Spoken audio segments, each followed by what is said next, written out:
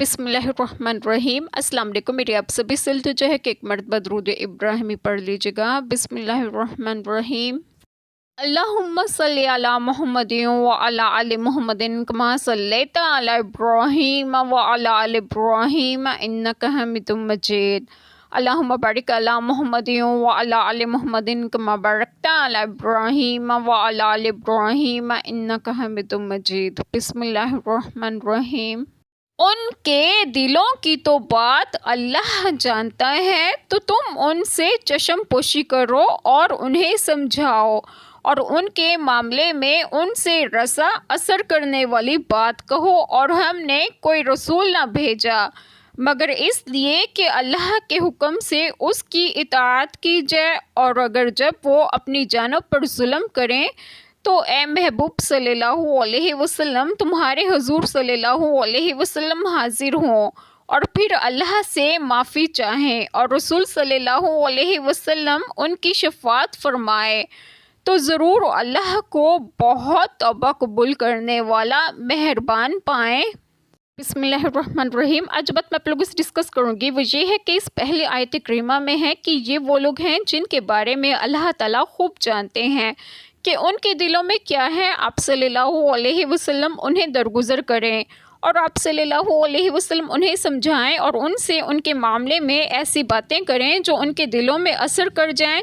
اگلی آیت کریمہ میں ہے کہ ہم نے کوئی رسول نہ بھیجا مگر اس لیے کہ اللہ تعالیٰ کے حکم سے اس کی اطاعت کی جائے، جبکہ رسول پاک صلی اللہ علیہ وسلم کا بھیجنا ہی اس لیے ہے کہ وہ لائق اطاعت بنائے جائیں اور ان کی اطاعت فرض ہو۔ تو جو ان کے حکم سے راضی نہ ہو، اس نے رسالت کو تسلیم نہ کیا، تو وہ کافر واجب القتل ہے، اور اگر جب وہ اپنی جانب پر ظلم کرے معصیت و نافرمانی کر کے، تو اے محبوب صلی اللہ علیہ وسلم تمہارے حضور صلی اللہ علیہ وسلم حاضر ہوں، پھر اگر وہ اللہ تعالیٰ سے معافی چاہیں اور آپ صلی اللہ علیہ وسلم ان کی شفاعت فرمائیں، تو ضرور وہ اللہ تعالیٰ کو توبہ قبول کرنے والا نہایت مہربان پائیں گے۔